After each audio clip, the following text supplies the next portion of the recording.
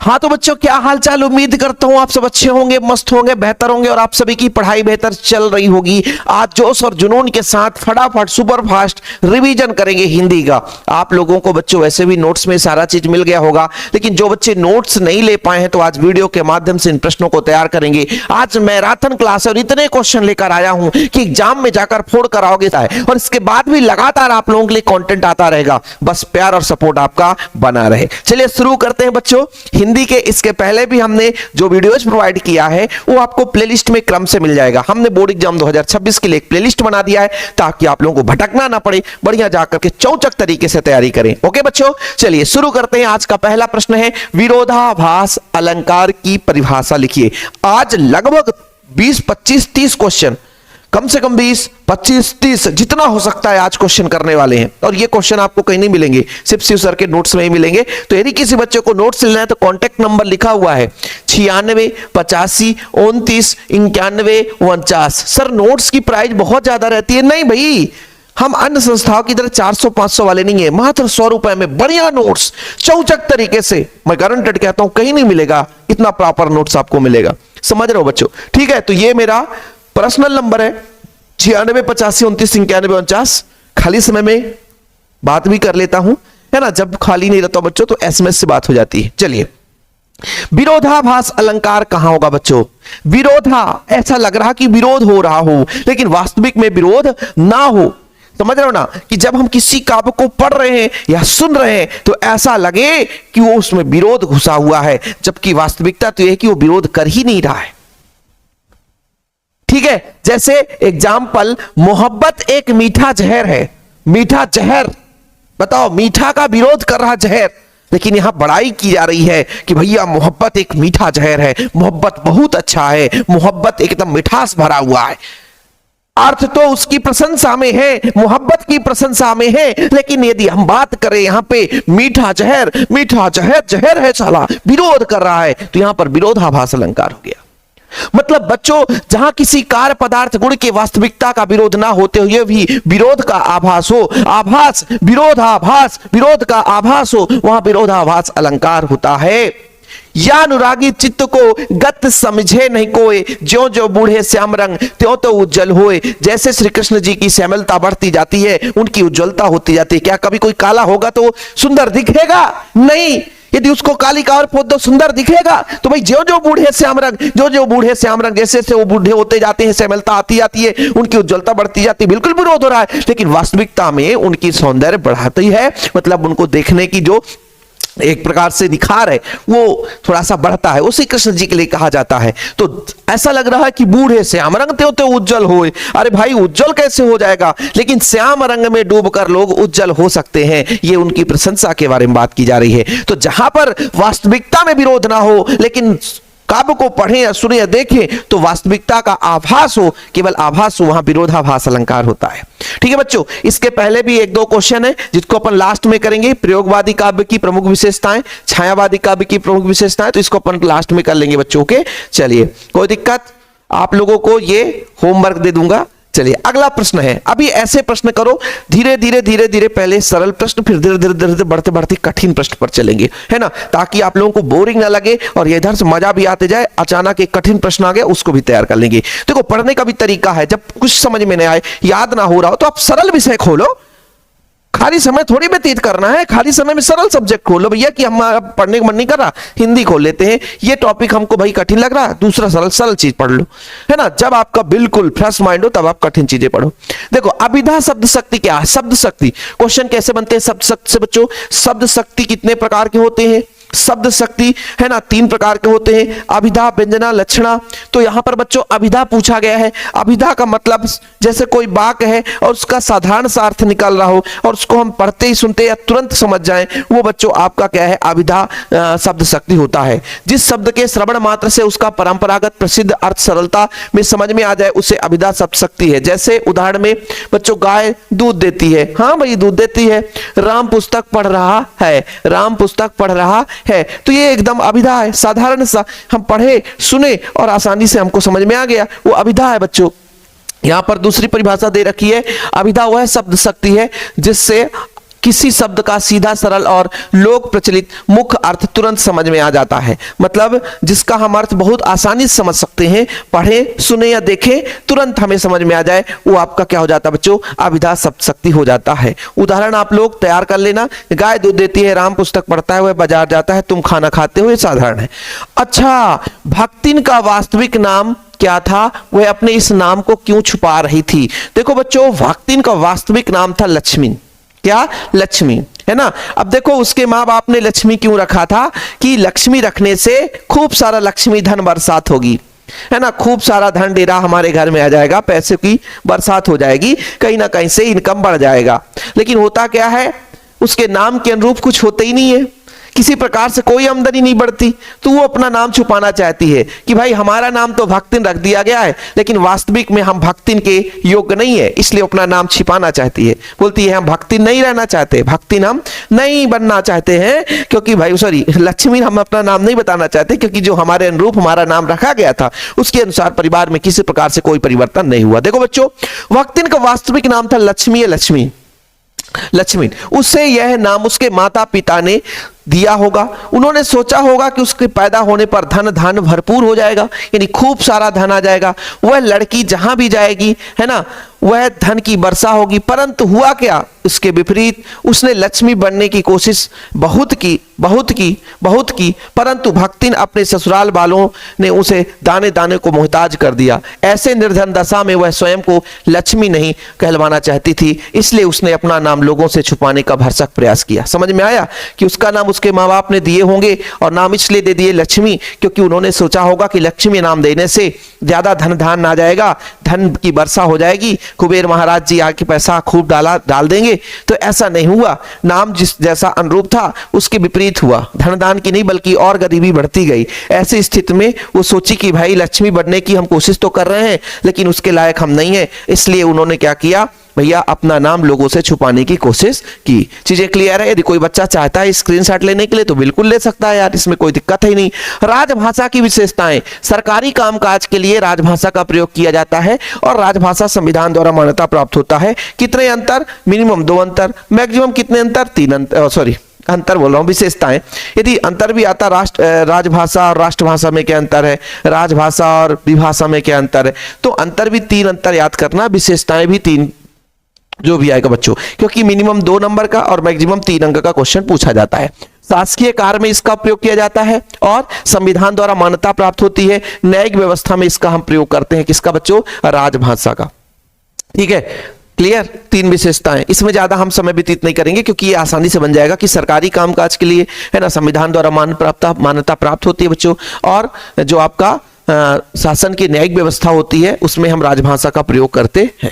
अगला बच्चों, वीर रस का उदाहरण सहित परिभाषा दीजिए। वीर रस का, जैसे मान लीजिए किसी काव्य को पढ़ रहे हो, देखो सबसे पहले तो रस की परिभाषा आप लोगों को बताना है सुपरफास्ट। काव्य को पढ़ते सुनते देखते समय पाठक दर्शक श्रोता को जिस आनंद की अनुभूति होती है उसे रस कहते हैं।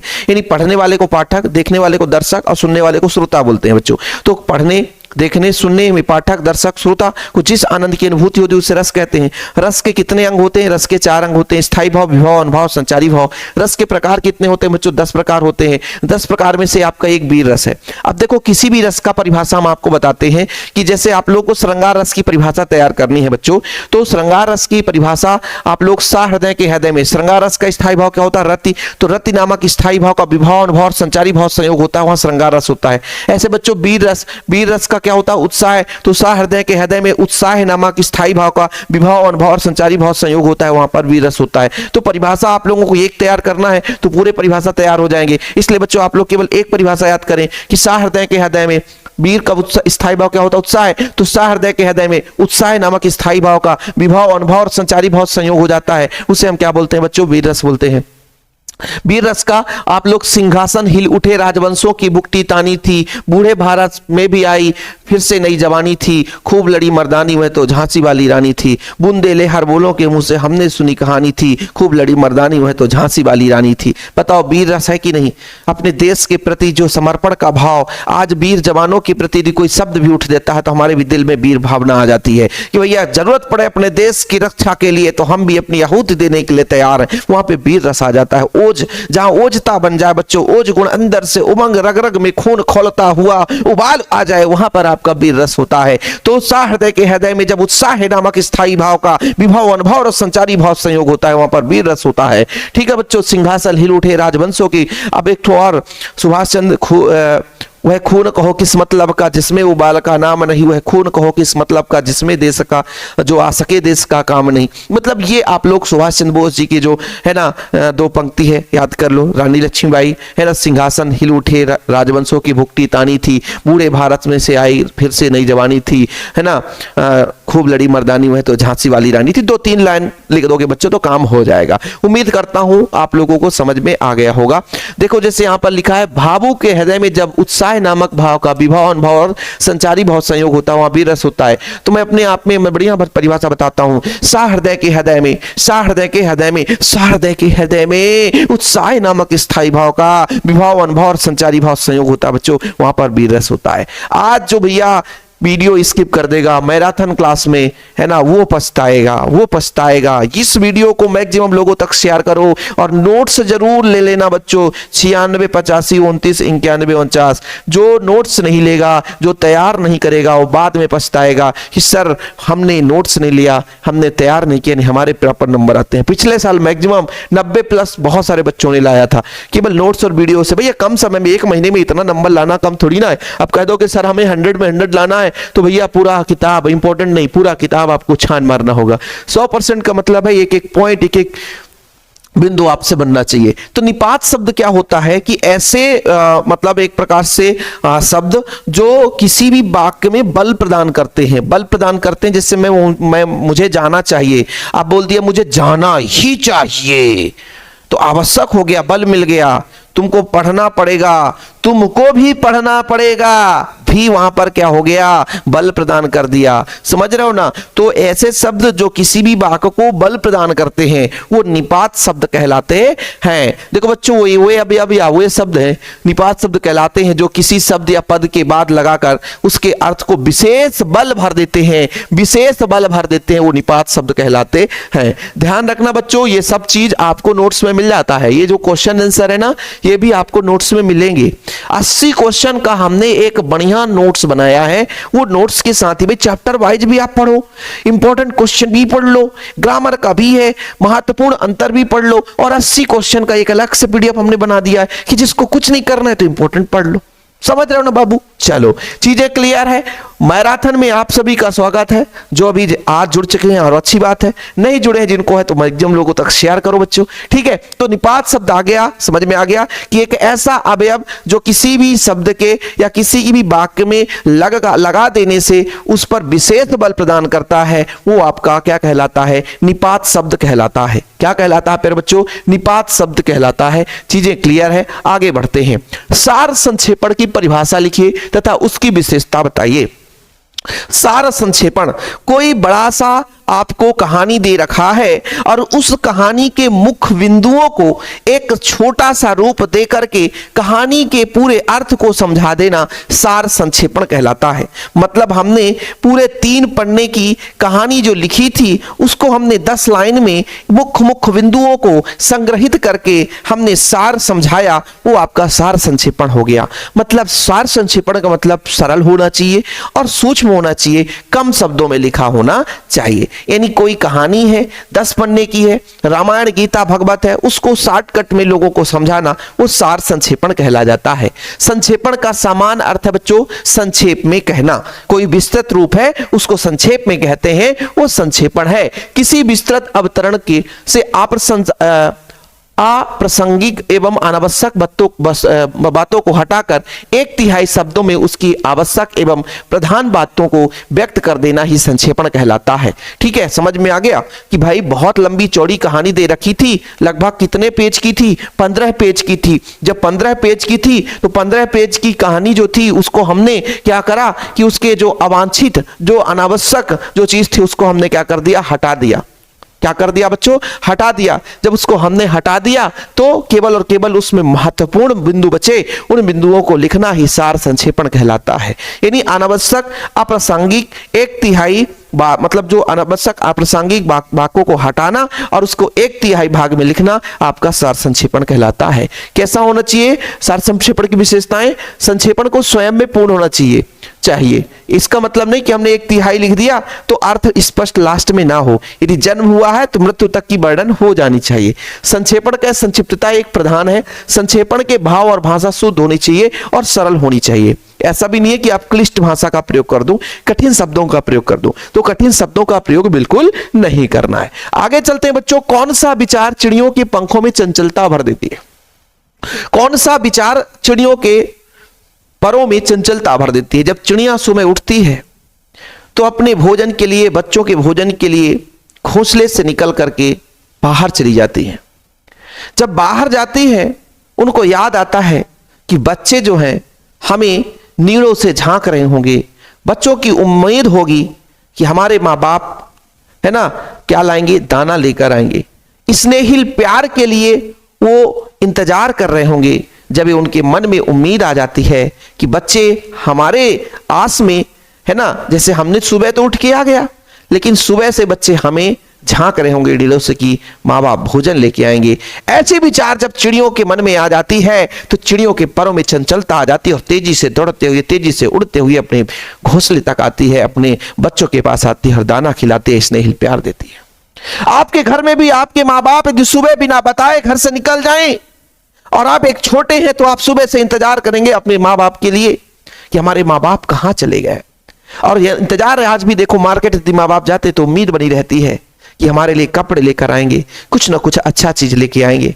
आजकल के बच्चे तो पकवान चीजों में ज्यादा भरोसा करते, पकवान तो घर को बोलते हैं, चाइनीज मॉडल पर ज्यादा भरोसा करते हैं। चाइनीज में जैसे चाउमीन, बर्गर, पिज्जा है ना, मोमोस, डोसला, ढोकला, कई प्रकार के आइटम होते हैं जो हमने खाया भी नहीं है, बहुत कम खाए हैं। अपने देहाती में कहाँ मिलता है इतना ज्यादा ढोकला वोकला, कहाँ एक आध बार खाए कभी जब पढ़ाई करते थे बाहर, बाकी मिलता ही कहाँ है अपने को। तो आज भी हमारे माँ बाप जब बाजार जाते हैं तो हमें उम्मीद बनी रहती है। ऐसे ही चिड़ियों के बच्चों में भी उम्मीद बनी रहती है कि भाई हमारे माँ बाप आएंगे, दाना लेकर आएंगे, हमें खिलाएंगे। और चिड़ियों के मन में जैसे ये भाव आ जाता है कि बच्चे वहां से इंतजार में होंगे तो चिड़िया भी चंचलता भर करके उड़ती हैं, अपने बच्चों के पास पहुंचती हैं। सुबह जल्दी भोजन के खोज में बच्चों से दूर गई चिड़िया यह सोचती है कि किस प्रकार से भूख से व्याकुल उनके बच्चे घोंसले से बाहर झांकते हुए उनकी प्रतीक्षा कर रहे होंगे। उसका यही विचार उनके पंखों में नई ऊर्जा संचार करता है और वह दुगने जोश और स्फूर्ति के साथ शीघ्र ही अपने बच्चों से मिलने के लिए है ना अपने घोंसले की ओर उड़ने लग जाती है। क्या बताया मैंने कि सुबह उठते ही बच्चों के भोजन के लिए, अपने भोजन के लिए चिड़िया घोंसले से निकलकर बाहर चली जाती है।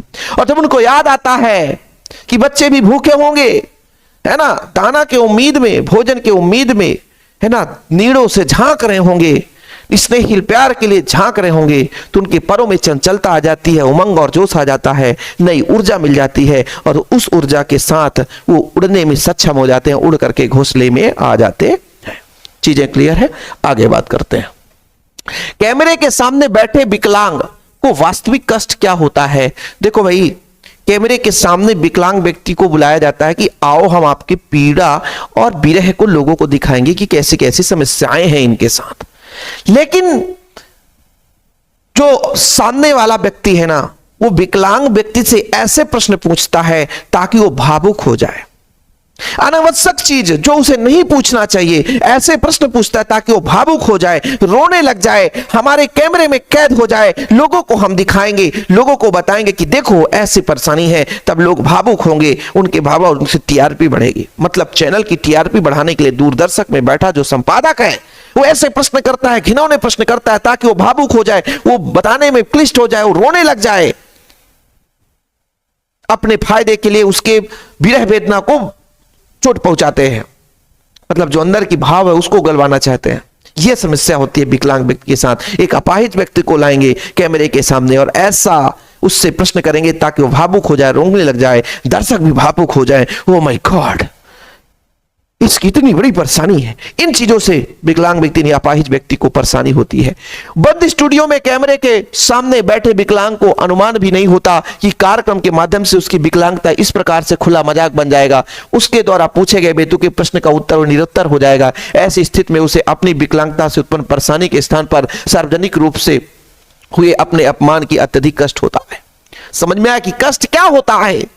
उसे बंद स्टूडियो में बैठा करके उसे उम्मीद नहीं रहता, उसे तो ये लगता है कि हम जाएंगे, हमारे कमियों को बताएंगे कि हमारी ये परेशानी है, हमारे जीवन में ऐसा ऐसा कष्ट होता है, शायद हमारे जीवन में कष्ट से कुछ उजागर हो जाए। लेकिन वहां पर बैठा कर लोग हीरो बनकर आते हैं और उसके कष्ट को अत्यंत कुधेर कुधेर कर बिखेरते हैं, और ऐसी उम्मीद नहीं होती कि ऐसे प्रश्न पूछ दिए जाएंगे, लेकिन फिर भी ऐसे ऐसे प्रश्न पूछ दिए जाते हैं कि उसके मन में रुद्र भावना आ जाती है। उसको उम्मीद नहीं रहती कि ऐसे प्रश्न, बेतुके प्रश्न जिसका हम निरुत्तर हो जाते हैं, मतलब उत्तर नहीं दे पाते हैं, ऐसे प्रश्न पूछते हैं। और ऐसे क्यों प्रश्न पूछते हैं जानते हैं? क्योंकि संपादक को लगता है कि वो भावुक हो जाएगा, लोगों के मन में भी भाव उत्पन्न होगा कि भाई कितनी बड़ी न्यूज है ये, कितनी बड़ी अच्छी न्यूज है, लोग टीआरपी बढ़ाएंगे, लोग ज्यादा लोग देखेंगे, हमारी टीआरपी बढ़ेगी। इस तरीके से विकलांग व्यक्ति को एक विरह वेदना होती है, कष्ट उत्पन्न होता है कि जो बेतुके हैं, जो प्रश्न पूछने लायक नहीं है, ऐसे भी प्रश्न पूछते हैं जो हमारी निजी भावनाओं को आहत पहुंचाती है, ऐसे भी प्रश्न पूछते हैं।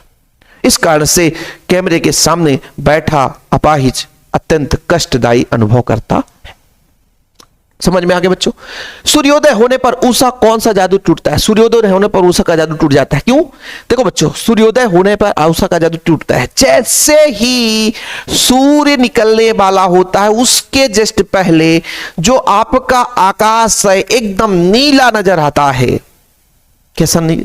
जैसे राख से लीपा गया चौका नजर आता है, वैसे ही आकाश का नीला वाला भाग अत्यंत सुंदर मनोरम दृश्य होता है, क्षणिक के लिए होता है। और जैसे जैसे सूर्य निकलता है, वैसे वैसे लालिमा किरणें निकल रही होती है, आकाश लालिमा युक्त दिखाई देता, अत्यंत भाव विभोर मनोरम दृश्य उत्पन्न होता है। यह क्षणिक होता है, कम समय के लिए होता है, लेकिन बहुत ही आकर्षक होता है। और भाई जो बोला गया कि उषा का जादू टूट जाता है। प्रातःकालीन प्रकृति का सौंदर्य मनमोहक होता है, मनमोहक मन को मोह लेने वाला अत्यंत। सभी लोग बोलते हैं ना, बीमार व्यक्ति डॉक्टर के पास जाता है, डॉक्टर साहब हमारे पैरों में दर्द है, घुटनों में दर्द है। बेटा सुबह सुबह तुम क्या किया करो कि रोज वॉकिंग में जाया करो मॉर्निंग समय, क्योंकि वो जब मनोरम दृश्य देखोगे मन को प्रफुल्लित करेगा, शरीर भी बढ़िया चलेगा, सुबह का उठता हुआ आपको प्रकाश की विटामिन डी भी मिलेगी, हड्डियां मजबूत होगी। तो सुबह क्यों टहलना चाहिए? हम तो नहीं टहल पाते हैं, लेकिन आपको जरूर बोलते हैं, क्योंकि आप लोगों के लिए कंटेंट बनाते ही 12 बज जाते हैं रात, और 12 बज जाए रात तब तो सुबह वीडियो बनाओ, सुबह उठो तो ब्रश करके वीडियो बनाना है, तभी तो आप लोगों के लिए हम कंटेंट दे पाएंगे। तो हम तो नहीं कर पाते, लेकिन आप लोग कोशिश करो। इसलिए तो पैरों में दर्द होने लगता है, यदि आधे घंटे भी क्लास ले लेते हैं तो पैरों में दर्द हो जाता है बच्चों। अब एक थोड़ा सा चेयर लेना पड़ेगा ऊंचा, है ना, कि यदि किसी को समझा रहे तो बढ़िया बैठ के समझाए तो मजा आएगा। फिर विशेषकर आकाश में सूर्योदय की आगवानी में, जैसे ही आकाश में सूर्योदय मतलब सूर्य उदय होने वाला होता है, निकलने वाला होता है, वातावरण पल प्रतिपल अपना रूप रंग परिवर्तित करता है। जैसे जैसे सूर्य आता है, लालिमा छाती जाती है, और लगातार पहले पूरा आकाश पहले तो काला होता है, जैसे भोर का समय होता है, हल्का आकाश नीला दिखाई लग जाता है, बिल्कुल मनोरम दृश्य, मनमोहक दृश्य होता है। जैसे जैसे सूर्य निकलता है, वैसे वैसे प्रति सेकेंड, है ना, पल पल में अपना रूप जो है आकाश बदलता रहता है। भोर काल का यह दृश्य अल्प समय ही होता है, मतलब ना बहुत कम समय के लिए होता है, किंतु देखने वालों के लिए अपने सौंदर्य के जादू मुक्त कर देता है। आकाश के पल पल बदलते रंग का जादू लोगों के सिर पर चढ़कर बोलता है, किंतु जैसे ही सूर्योदय होता है तो अचानक प्रकृति की इस अनुपम सौंदर्य का तिलिस्म टूट जाता है, मतलब जो जादू टूट जाता है।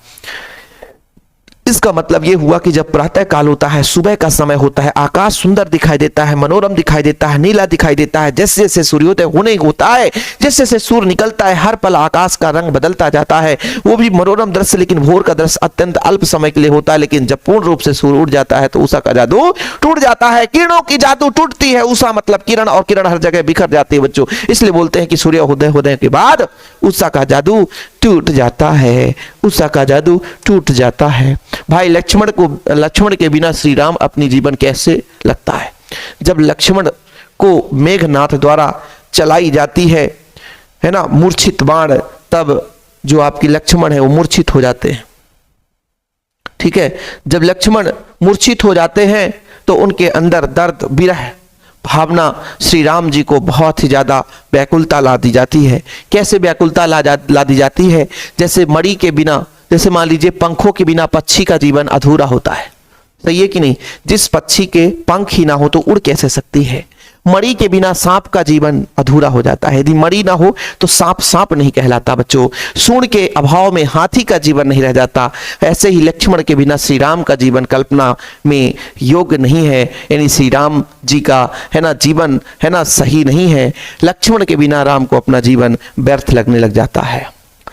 बोला गया ना, तुलना की गई है, आपके जो कविता है तुलसीदास जी द्वारा लिखा गया है बच्चों, आखिरी चैप्टर में है कि जिस तरीके से विरह वेदना उत्पन्न हुई है ना।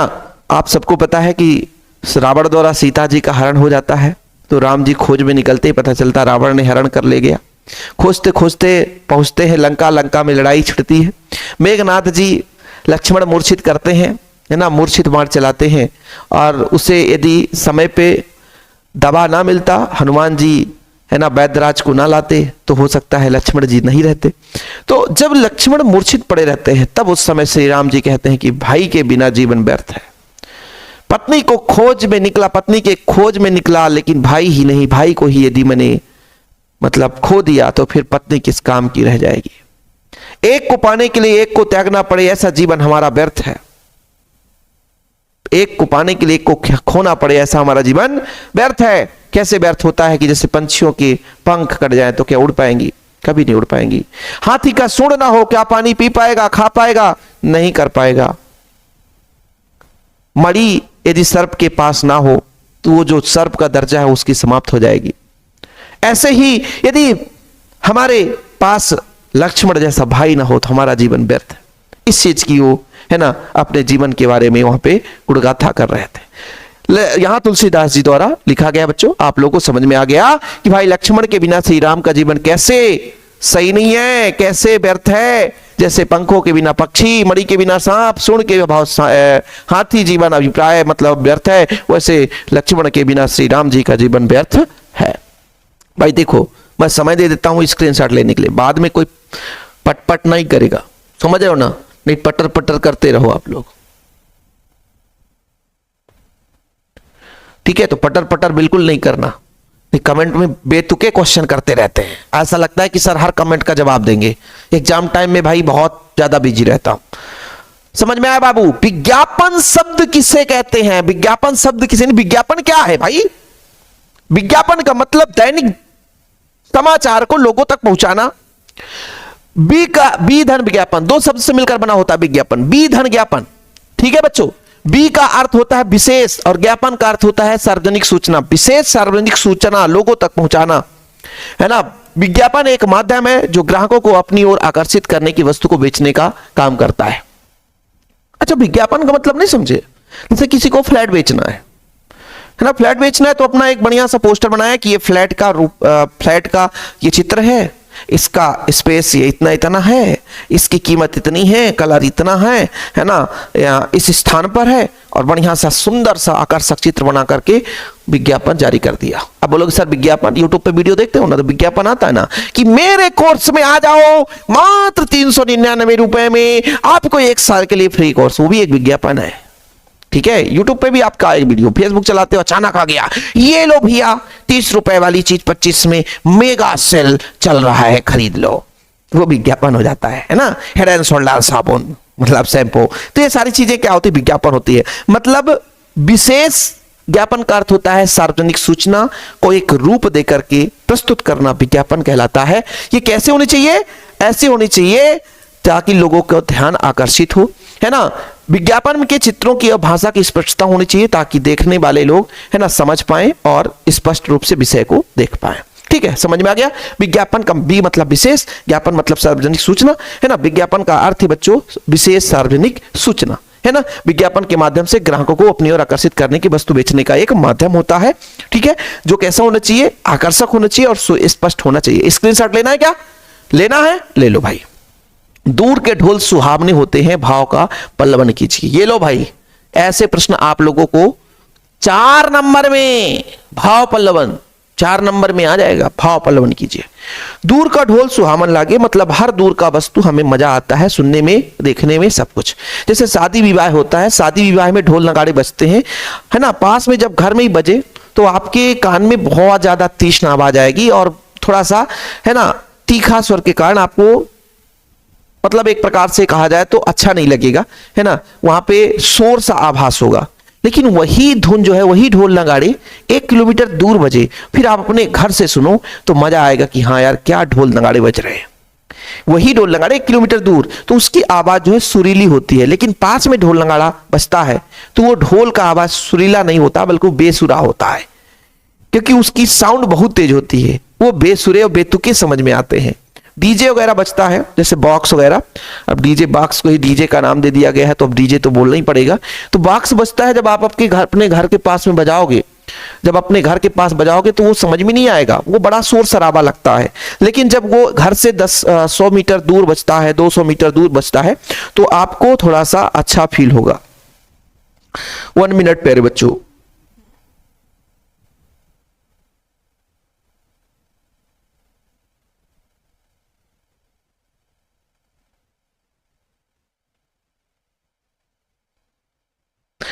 तो बहुत सारे बच्चों का मैसेज रहता है जो इंपॉर्टेंट रहता है, अर्जेंट रहता है, उनको रिप्लाई कर देता हूं, इसलिए मैं क्षमा प्रार्थी हूं कि ऑल टाइम एक उम्मीद न रखें कि ऑल टाइम में रिप्लाई करूंगा या कॉल अटेंड करूंगा।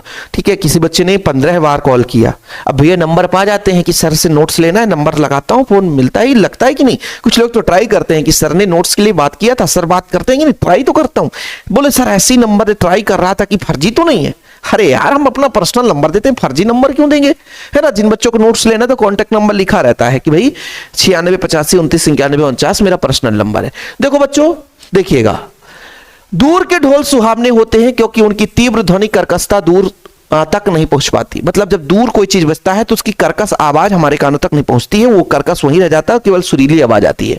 इसके विपरीत ढोल के पास बैठने वाले लोगों के कानों में पर्दे फटते रहते हैं, यानी जो ढोल होता है पास में बजता है तो लगता है कि कान का पर्दा फट जाएगा। दूर किसी मनोरम स्थान पर शाम को समय बजने वाला ढोल की आवाज मधुरता के साथ पहुंचती है तो सुनने वाले के मन में विवाह उत्सव का मनोरम चित्र उभर जाता है। शोर शराबे के बीच में घर में एक कोने में बैठा लाजवंती नववधु की कल्पना से उसका हृदय आनंदित होने लगता है, प्रेम उल्लास आदि के भाव से उसके मन में उठने लगते हैं। इस प्रकार पास के लोगों को कट लगने वाली ढोल आवाज दूर पहुंचकर मधुर बन जाती है। मैं जो चीज आपको समझा रहा था वही चीज है कि जब बच्चों कोई ढोल है पास में बजता है, नगाड़े हैं, बाक्स से कुछ भी है, ढोल भी बजा, ढोल बात है तो ढोल की बात करना, बाक्स मत बजा देना कॉपी में। तो जब ढोल बजता है पास में भी, तो उदाहरण समझा रहा था कि डीजे बज रहा हो पास में तो बड़ा सा कंजट लगता है, कर्कशता आती है। लेकिन वही जब डीजे दूर बजता है तो थोड़ा सा मधुर सुनाई देता है क्योंकि कर्कशता वहीं बिखर जाता है और सुरीली आवाज हमारे कानों तक पहुंचती है। ऐसे बोला गया कि जब ढोल जो है दूर बज रहा होता है तो उसकी सुरीली आवाज हमारे कानों तक पहुंचती है, जो कर्कशता होता है वही बिखर जाता है। जब सुरीली आवाज हमारे कानों तक पहुंचती है तो ऐसा लग रहा है जैसे विवाह उत्सव हो रहा हो, और जब विवाह उत्सव होता है तो मन में आ जाता है वर वधू की भावना कि हाँ भाई किसी की शादी हो रही है, तो आपके मन में भी लड्डू फूटता होगा कि हमारी की कभी शादी होगी। वर और वधू दोनों हमारे इस वीडियो को देख रहे होंगे, कैसे भाई लड़का होगा तो वर और लड़की होगी तो वधू, किसी न किसी दिन बनेगा तो मन में तो लड्डू फूटता होगा कि यारा मेरा याराना वही है, शायद उसी के साथ मेरी शादी हो जाए। ऐसे ही भाई लोगों के मन में बड़ा भाव विभोर होते हैं और मजा भी आता है जब दूर की आवाज सुनाई देता है तो सुरीला आवाज नजर आता है। और बच्चों आपके मन में भी प्रेम प्रसंग, है ना, शादी विवाह आदि की तरह तरह की भावनाएं मन में आते हैं और अंदर मन जो है प्रफुल्लित हो जाता है, मन उत्साहित हो जाता है, मन में खुशी आती है, आनंद से खुश हो जाता है, भर उठता है। इसलिए कहा जाता है दूर की ढोल जो है वो सुहावने लगती है। 8 बज चुके हैं, है ना, मॉर्निंग का सुबह 8 बज गए। आप लोग बच्चों वीडियो कभी भी देख रहे हो, लेकिन मैक्सिमम जो वीडियो मेरी बनती है वो मॉर्निंग टाइम ही बनती है। ठीक है, चलिए आगे बात करते हैं बच्चों। ये कोई क्वेश्चन आपको समझ में आ गया? भाव पल्लवन आप लोगों को क्लियर है, समझ में आकर क्वेश्चन आता है, ध्यान रखिएगा। कविता में बिंबों का प्रयोग क्यों आवश्यक है?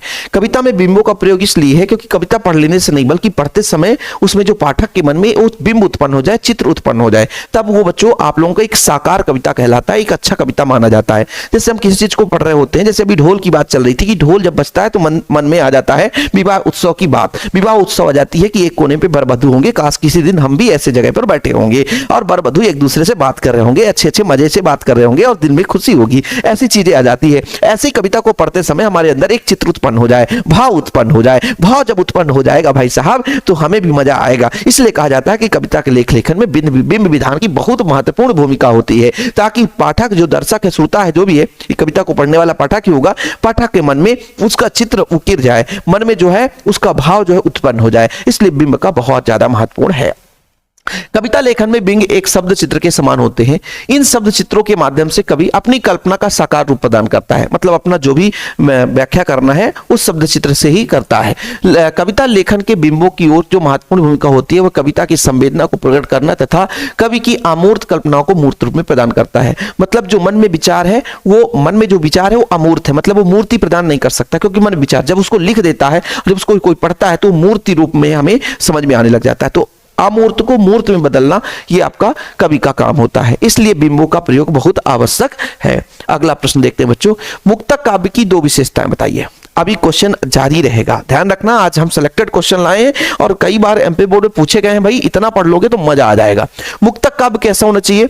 आप लोगों को पता है बच्चों कि काव्य दो प्रकार का होता है, एक प्रबंध काव्य, एक मुक्तक काव्य, और फिर उसके अंदर खंड काव्य, महाकाव्य, चंपू काव्य। एक चंपू काव्य भी होता है जिसमें गद्य पद दोनों रहता है, और चंपू काव्य होता है। तो मुक्तक काव्य में क्या होता है, प्रत्येक छंद का अर्थ स्वयं में पूर्ण होता है ना, और छंद किसी क्रम में संचालित नहीं होते। मुक्तक काव्य के छंद किसी क्रम से संचालित नहीं होते हैं, अनियमित रूप से चलने लग जाते हैं। ठीक है, मुक्तक काव्य के प्रत्येक छंद का अर्थ स्वयं में पूर्ण होता है। तो दो विशेषताएं बच्चों आप लोग तैयार कर लेना, इसमें ज्यादा हम फोकस नहीं करेंगे, ये सीधे याद करने वाला बात है। मुक्तक काव्य में प्रत्येक छंद का अर्थ स्वयं पूर्ण हो जाता है और ये किसी क्रम से संचालित नहीं होते हैं, कोई जरूरी नहीं कि क्रम होना चाहिए। कहानी के मुख्य 6 तत्व लो बाबू लो। वैसे तो दो चार आप लोगों को ऐसे भी याद होगा कि सर कथोप कथन तो रहता ही है, कथानक, कथोप कथन, चरित्र चित्रण, ये तो रहते ही रहते हैं। 3 देश काल, भाषा शैली, उद्देश्य। ठीक है, 6 तो है ही है यार, 6 तो है ही है। ठीक है, कथानक या कथा वस्तु, पात्र, जैसे कहानी करते हैं बच्चों पात्र होना चाहिए, पात्र है तो उनकी भाषा भी अच्छी होनी चाहिए, कहानी को लिखते तो उसका उद्देश्य भी होना चाहिए, है ना। और फिर भैया उसका जो चरित्र चित्रण है, यानी पात्र का मतलब है जो उसका पाठ करेंगे, है ना, जो उसको बोलेंगे, है ना। फिर संवाद होना ही चाहिए, संवाद अच्छा ही होगा, है ना। कथा वस्तु होना चाहिए। तो ये सारा क्रम है कि भाई कहानी लिख रहे हैं तो सबसे पहले तो उसका विषय होना चाहिए, कथा वस्तु। क्या होना चाहिए? कथा वस्तु, विषय, जिसे कथा वस्तु या कथानक बोलते हैं। ठीक, फिर उसमें पात्रों की संख्या कैसे कैसे रहेगी, पात्र कैसे कैसे होंगे, ताकि उसको बढ़िया संवाद के माध्यम से कह सके। जब संवाद कहेंगे तो कथोप कथन संवाद को ही बोलते हैं। अब बच्चों देश काल या परिवेश के अनुसार काम करेंगे, भाषा अच्छी होनी चाहिए और सबका एक उद्देश्य होना चाहिए कि हम जो है इस कहानी को प्रस्तुत कर रहे हैं तो लोगों के अंदर क्या संदेश पहुंचेगा। समझ में आया बच्चों? ठीक है, समझ में आ गया होगा, और नहीं आया होगा तो फिर क्या कर सकते हैं बाबूजी? समझ में आ गया होगा, आ गया होगा, होगा होगा। ठीक है, क्लियर। तो कहानी है तो पहले तो कथा वस्तु होना चाहिए, कथा वस्तु है तो पात्र की संख्या, फिर संवाद यानी कथोप कथन, भाई देश काल या परिवेश, है ना, जैसे कैसा, उद्देश्य, भाषा शैली, ये सब चीज होना चाहिए, तभी आप कहानी लिख पाओगे।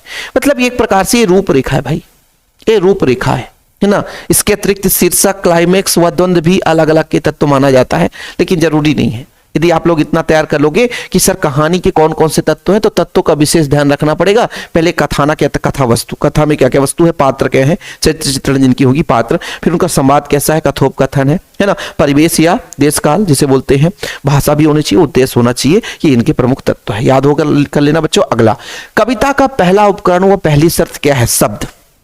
शब्द सरल होना चाहिए, शब्द सही होना चाहिए, शब्द के ही अर्थ से पूरी कविता को उकेरा जाता है। इसलिए सबसे पहला जो शब्द है बच्चों, जो सबसे पहला उपकरण है, जो पहली शर्त है, उस शब्द है। कविता का पहला उपकरण शब्द है तथा पहली शर्त है शब्दों का मेलजोल। शब्द हमने ले लिया और उसकी शर्त क्या है? मेलजोल। मेलजोल के बिना बेतुकी हो जाती है कविता, अर्थहीन हो जाता है कविता, है ना। बिना मतलब एक प्रकार से सालों का मेहनत बेकार हो जाता है यदि शब्दों का मेलजोल नहीं है, क्योंकि एक कविता को लिखने में एक दिन नहीं लगता, कई मतलब दिन लग जाते हैं, महीनों भी समय लग सकता है। कुछ कुछ कविताओं को सालों लिखते लग जाता है भैया कि हमको एकदम सुंदर, भाई अभी बनाए थोड़ा गड़बड़ है, और बनाए फिर गड़बड़ है यार, गड़बड़ है, उसमें और कुछ शब्द जोड़े, गड़बड़ है, लगातार जोड़ते गए सालों में। कई भाई लेखक जो लिखता है तो एक कविता एक दिन में थोड़ी लिख पाता है ना, समय लगता है उसको। तो कविता के लिए विशेष महत्वपूर्ण जो उसका उपकरण होता है वो शब्द है, और शब्द शब्द जो है बच्चों उसको मेल जोल के साथ जब वो व्याख्या करता है तभी वो कविता आकर्षक, सुंदर, मनोरम बन सकता है। अंग्रेजी कवि W.H. आर्डन ने कहा था कि आरंभ में शब्दों को खेलना सीखें। जब आप कविता लिखना शुरू करते हैं, आप शुरू में कवि बनना चाहते हैं तो शब्दों को खेलना सीखें, शब्दों से खेलना सीखें, आप शब्दों को खेलना सीखें। यदि शब्द खेलना नहीं सीखोगे बच्चों तो फिर आप लोगों को कुछ भी आगे नहीं बनेगा। शब्दों से खेलना, उससे मेल जोल बढ़ाना, शब्दों के भीतर सदियों से छिपे अर्थ की परतों को खोलना, एक शब्द अपने भीतर कई अर्थ छिपाए रहता है। इंटरनेट से जुड़ना, ज्ञान विज्ञान की नई दुनिया से जुड़ना, शब्दों से जुड़ना, कविता की दुनिया में प्रवेश करना है। कहने का तात्पर्य पहली शर्त क्या है, कविता का जो पहला जो यदि शब्द है बच्चों तो आप लोग एक वाक्य में बता सकते हो जो कविता का पहला शब्द है वो क्या है, पहला उपकरण जो है शब्द है और इसका मेल जोल इसकी पहली शर्त है। W.H. आर्डन के अनुसार ये है कि कविता लिखने से पहले आप लोग कविता के शब्दों के साथ खेलना सीखो। खूब सारा कविता के शब्दों को खेलो, क्योंकि एक शब्द के एक अर्थ नहीं होते, कई अर्थ होते हैं और अनेक अर्थ हैं। उन सबका अर्थ का अलग अलग शब्दों का प्रयोग अलग अलग वाक्यों में प्रयोग करना सीखो। इंटरनेट की दुनिया से जुड़ो, इंटरनेट से उस शब्दों का अर्थ निकालो, जितना हो सकता है उसके पहले ज्ञान को बढ़ाओ, तब कविता लिखना शुरू करो। यही चीज कविता में कवि ने है ना कहा है कि शब्दों को पहला क्रम है और शब्दों का मेलजोल उसकी शर्त है, याद रखिएगा। ओके, टेलीविजन समाचार की भाषा कैसी होनी चाहिए। देखो बच्चों, टीवी जो देखता है वो कैसा व्यक्ति देखता है, आम व्यक्ति देखता है, साधारण व्यक्ति देखता है। तो सबसे पहली बात, यदि टेलीविजन की हम बात करें तो एकदम भाषा कैसी होनी चाहिए, एकदम सरल होनी चाहिए। कैसे होनी चाहिए बच्चों, सरल होनी चाहिए। तो टीवी आम आदमी का माध्यम होता है। दर्शक पढ़े लिखे लोगों को निरंतर निरक्षर और मध्यम वर्ग के लोग, किसान, मजदूर तक होते हैं, उन लोगों तक समाचार पहुंचाने का माध्यम भाषा है। समाचार में आपसी बोलचाल की भाषा का प्रयोग करना चाहिए। भाषा सरल, संप्रेषणीय और प्रभावी हो। वाक्य छोटे छोटे हो, एक वाक्य में एक ही बात कही जाए, वाक्यों की तारतम्यता बनी रहे। निम्नलिखित उपरोक्त एवं सामाजिक शब्द एवं उपमानों का प्रयोग नहीं करना चाहिए। आवश्यकता पड़ने पर मुहावरों का प्रयोग करें, बाकी शब्द प्रचलित उच्चारण से सहज हो। कितना कठिन शब्दों का प्रयोग है बच्चों, लेकिन बहुत सरल है। बोला क्या गया है, बोला यह गया है कि जब हम टेलीविजन के माध्यम से किसी अखबार या किसी भी समाचार को हम प्रसारित करना चाहते हैं, किसी भी न्यूज को प्रसारित करना चाहते हैं, किसी भी समाचार को प्रसारित करना चाहते हैं, तो जो टेलीविजन को देखता है वो कौन सा व्यक्ति देखता है। आजकल सब लोग क्या है, अपने मोबाइल में सारी चीज देख लेते हैं, लेकिन आज के जमाने में, जब हम इस वीडियो को बना रहे हैं उस सत्र की बात कर रहे हैं, आज के जमाने में जो बुजुर्ग लोग होते हैं, 40+ वाले उम्र वाले होते हैं, जिनके पास एंड्रॉयड मोबाइल नहीं होता है, वही टेलीविजन देखता है। सबसे मैक्सिमम आप परसेंटेज निकाले ना कि छोटे बच्चे किड्स देखते हैं, वो समाचार नहीं देखते हैं। छोटे बच्चे समाचार नहीं देखते हैं, किड्स यानी बच्चों का खेल, कार्टून देखते हैं, है ना। अब जो मध्यम वर्ग के हैं बच्चे, जो 12-15 साल से ऊपर, हर एक के पास मोबाइल है या घर में मोबाइल है तो उसको चलाते हैं, तो वो अपने समय के हिसाब से पढ़ते हैं, बाकी मोबाइल से ही अपना न्यूज या इंटरटेनमेंट करते हैं। लेकिन जो वृद्ध हैं, जिनको खाली समय है, वो रात को 6 बजे अब कहाँ जाए, घर में बैठ लिए, बड़े टीवी लगा लिए, न्यूज देख रहे हैं। तो अब उनको समझाने के लिए यदि हम आधुनिक अंग्रेजी शब्दों का प्रयोग करें और हमारे देहाती में आम बोलचाल में हिंदी है, सरल भाषाओं का प्रयोग ना करें, तो क्या वो देखेंगे? नहीं देखेंगे। तो उनके लिए कहा गया है कि टेलीविजन आमतौर पर बुजुर्ग लोग देखते हैं, गांव के बूढ़े व्यक्ति देखते हैं और उनकी भाषा सरल एवं सहज होनी चाहिए ताकि लोग उसको समझ सके। तारतम्यता बनी रहनी चाहिए। एक बार में एक ही बात, एक ही चीज को समझाओ। ऐसा नहीं कि एक ही शब्द में, एक सांस में आप हजारों चीज समझा दो। तो कोई भी वाक्य बोलो, कोई भी शब्द बोलो तो उसको एक बार में एक ही बोलना चाहिए। इन बातों को ध्यान में रखना चाहिए टेलीविजन में समाचार को प्रसारण करने के लिए। तो भाषा कैसे होनी चाहिए? सरल, सुबोध, एकदम आसान, आम बोलचाल की भाषा होनी चाहिए। छोटे छोटे वाक्य में उनको समझाना चाहिए। मुहावरे या क्लिष्ट लोकोक्तियों का प्रयोग ज्यादा ना करें, समय समय पर मुहावरे का प्रयोग करें, ऐसा चीज होना चाहिए। ओके, चलिए अगला प्रश्न करते हैं बच्चों। आज हम पूरा चैप्टर जो अपना आज लेकर आए हैं, चाहे आपकी समय कितनी भी लग जाए, क्लास को खत्म करके ही छोड़ेंगे। बीच में हम नहीं छोड़ेंगे। मैराथन क्लास हमने बोला है तो फोड़ेंगे, फोड़ कर ही जाएंगे। ठीक है। मोहनजोदड़ो के घरों की क्या विशेषता थी? बहुत सिंपल है बच्चों। मोहनजोदड़ो के घर जो ईंटों की बनी थी। किससे? ईंट, क्योंकि अवशेष में ईंट मिले थे। एक आंगन, कमरे, स्नानागार और रसोई होती थी।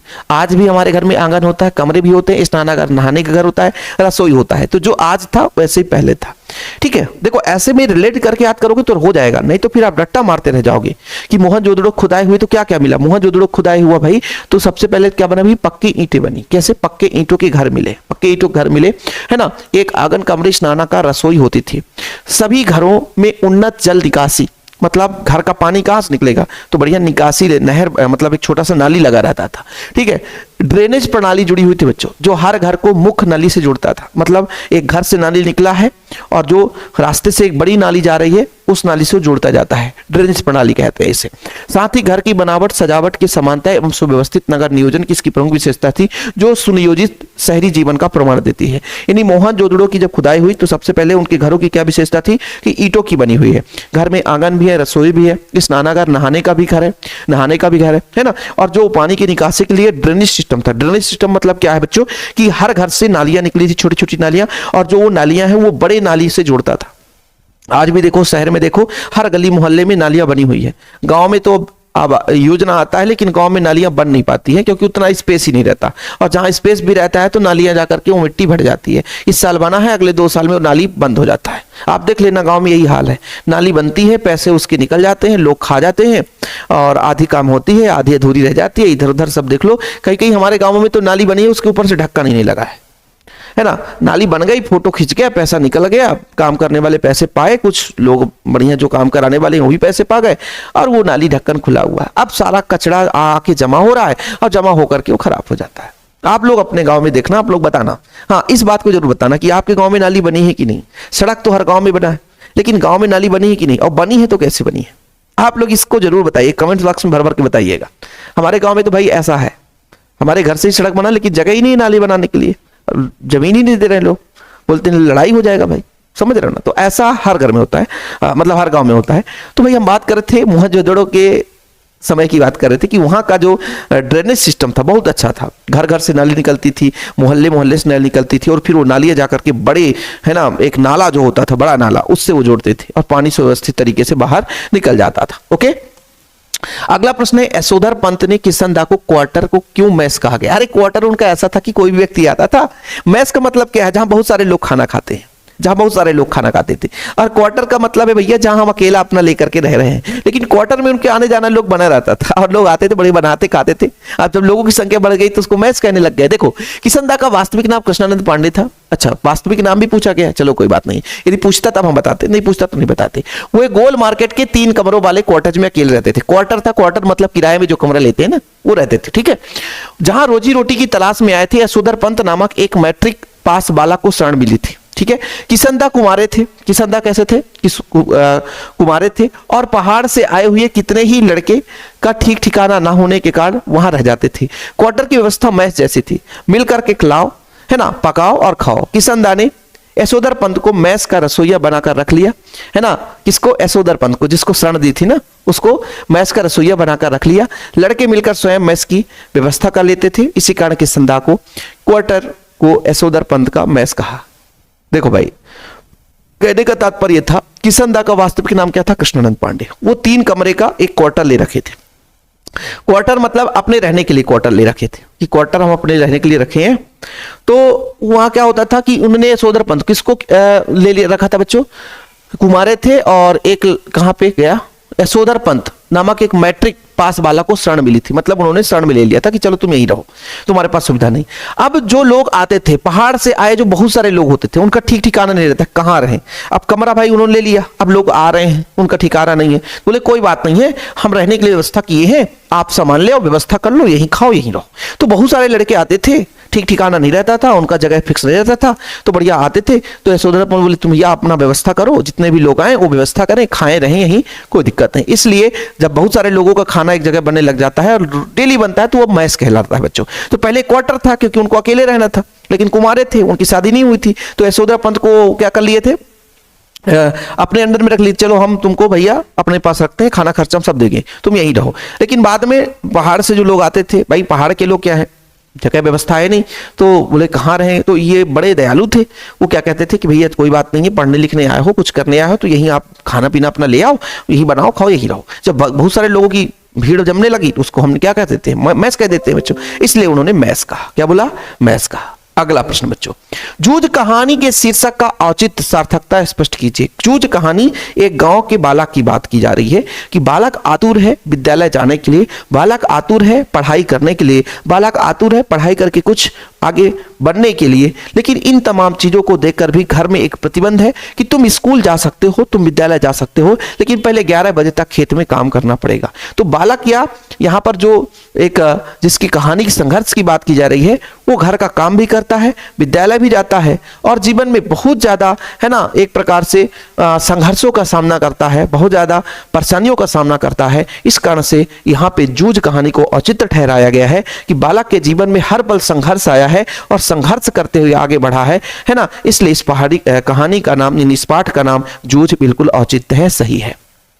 जूझ कहानी एक किशोर द्वारा भोगे गए गमई ग्रामीण के जीवन में खुर्दो यथार्थ आंचलिक परिवेश की जीवंत गाथा है। यानी जूझ कहानी में एक किशोर मतलब एक बालक के गांव में जो उत्पन्न पीड़ा है, जो संघर्ष है, जो परेशानियां हैं, उसके बारे में वर्णन किया गया है। देखो भाई, अपने भाषा में रट्टा नहीं मारना कि सर इसी को रट्टा मारना है, इसलिए तो मैं समझा रहा हूं। नहीं तो बोले हाँ बाबू ये ऐसा ऐसा होता है, ये ऐसा ऐसा होता है, लिख लो बस। ऐसा नहीं है भाई, अपनी भाषा में इसको लिखना है, रट्टा नहीं मारना। हिंदी में रट्टा मारोगे खत्म हो जाओगे, खत्म हो जाएगा भाई, है ना, समझ रहे हो ना। तो जूझ कहानी में किशोर जो होता है उसके जीवन में गांव में किस किस प्रकार से परेशानियों को सामना करना पड़ता है, किस प्रकार संघर्ष में आगे बढ़ना पड़ता है, उसके वर्णन, उसके जीवन गाथा के बारे में वर्णन किया गया है। जूझ कहानी का शीर्षक पूर्ण रूप से उचित है। क्यों उचित है? क्योंकि इस आत्मपरक उपन्यास में जीवन का मर्म स्पर्शी चित्रण किया है। मर्म मतलब दिल को छू लेने वाली घटनाओं का वर्णन किया गया है। साथ ही इसमें निम्न मध्यम वर्गीय ग्रामीण समाज में लड़के जूझते किसान मजदूरों के संघर्ष की झांकी है। मतलब वो जो लड़का है, किसान का बेटा है, और किस तरीके से जूझते हुए आगे बढ़ने की कोशिश कर रहा है, उसका वर्णन किया गया है। कहानी का नायक हर कदम पर संघर्ष करता है। बचपन में पाठशाला जाने के लिए संघर्ष करता है, कक्षा में शरारती बच्चों से संघर्ष करता है, स्वयं को पाठशाला में स्थापित करने के लिए संघर्ष करता है, घर व खेत के सभी काम करता है, मां के काम में भी हाथ बटाता है। इस प्रकार आनंद जूझता ही रहता है। अतः कहानी का शीर्षक, जूझ, कथानक, पात्र, वातावरण आदि सभी दृष्टि से पूर्ण रूपेण सार्थक है। समझ में आया? मजा आ गया होगा यार इस कहानी को समझ करके। जैसे हमारे जीवन में भी यही हालचाल है। हमारे पिताजी किसान है, आज भी किसान है। हमारे घर में कोई भी किसी प्रकार से कोई सरकारी कर्मचारी नहीं है। अब जब सरकारी कर्मचारी नहीं है, पढ़ना भी है, अब तो जैसे आप लोगों को पढ़ाने के लिए फुर्सत नहीं है भैया, तो खेत जाने के लिए भी फुर्सत नहीं मिलती है, क्योंकि दो पैसे कहीं ना कहीं, है ना। हम भी अभी भी गवर्नमेंट टीचर नहीं है, ठीक है, गवर्नमेंट टीचर नहीं है, गवर्नमेंट सरकारी नौकरी हमारे घर में ना है। और अब लास्ट हम ही थे, हमारा भी नहीं हुआ। इसका मतलब अब अगली पीढ़ी में होगी, जब होगी देखी जाएगी। तो हम लोग भी जीवन में शुरू से ही, हमारे पिताजी कहते थे कि बेटा पढ़ो या खेत में काम करो, दो ही एक काम करना। स्कूल जाओ सुबह, जैसे हम लोग जानते हैं कि गांव में जो देहाती भाषा होता है ना, देहाती में बात करते हैं, मवेशी रखते हैं, गाय बैल सबके घर में होते हैं। आज भी हमारे घर में टोटल 4 गाय हैं, जिसमें से एक गाय दूध देती है, भी 3 गाय दूध नहीं देती है। तो गांव का जो सामूहिक गाय बैल है ना, बछड़े, इनको चराने वाला एक होता था चरवाहा। वो लगभग 3 किलोमीटर दूर तक पहुंचाने जाना पड़ता था। तो सुबह हमारा डेली काम रहता था जब हम छोटे थे कि सुबह उठो तो पहले पढ़ो, जब 7 बज जाए तो 7 बजे यहां से जाओ, तो 7 बजे कम से कम 45 मिनट जाना। और जब वहां पहुंच जाते थे, पहुंचाने के बाद वहीं ब्रश करते थे तालाब में, और ब्रश करने के बाद वहां से दौड़ते आते थे, क्योंकि भाई जल्दी जाना है, फिर स्कूल भी जाना है। कभी यदि खेलने लग गए तब तो घर में आके पिटाई भी हो जाता था। तो वहां से दौड़ते आते थे, फिर नहाते धोते थे, स्कूल जाते थे। खेती का समय होता था, खेती में भी हाथ बटाते थे। अपने जीवन में हर काम हमने किया है अपने खेती से संबंधित। आज भी जरूरत पड़ने पर जाते हैं जब खाली समय रहते हैं।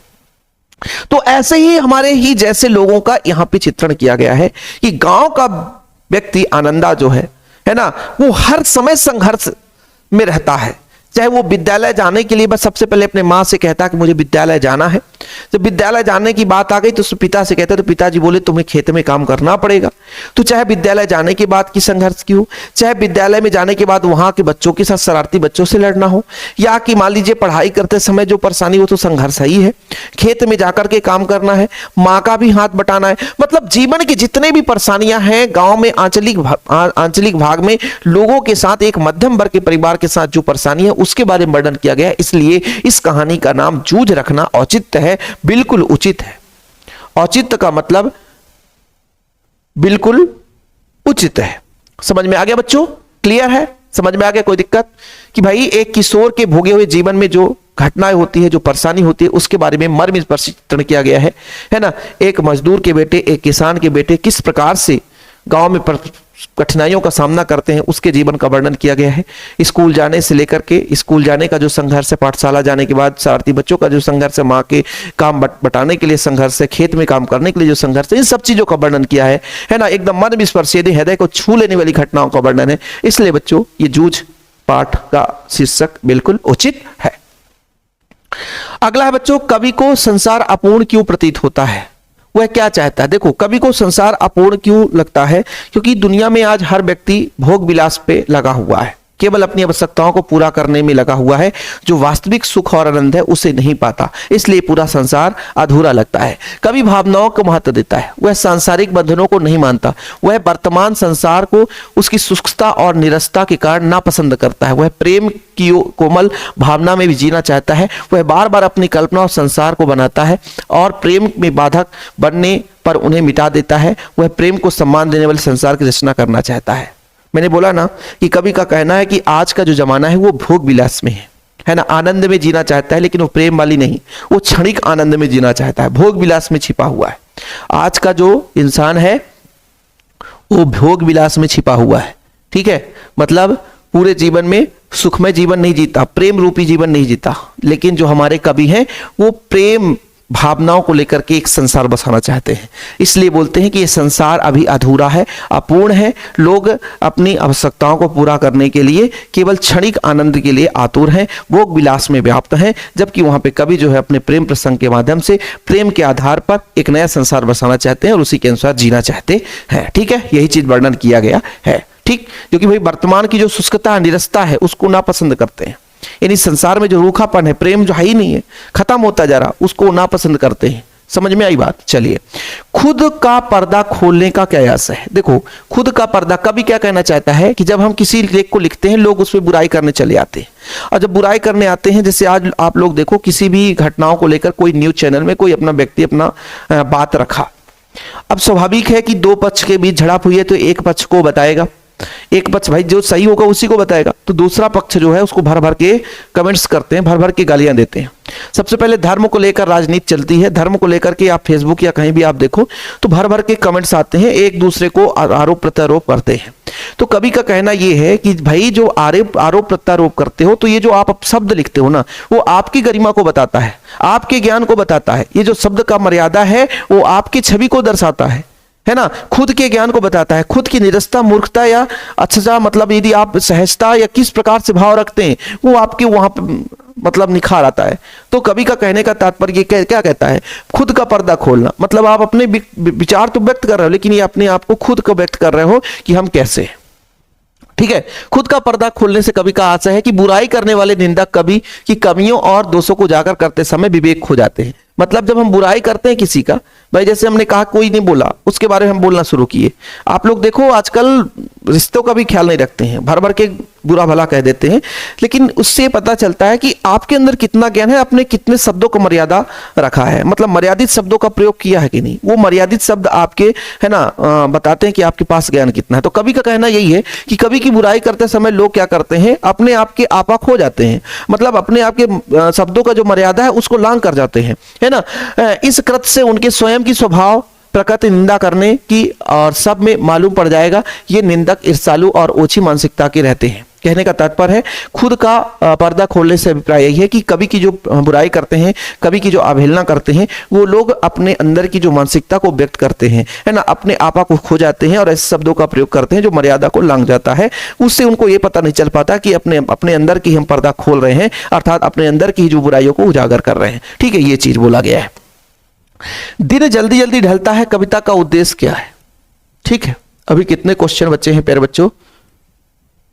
चलिए, दिन जल्दी जल्दी ढलता है, अब बिल्कुल सुपर फास्ट करेंगे, अब समय अपने पास कम है।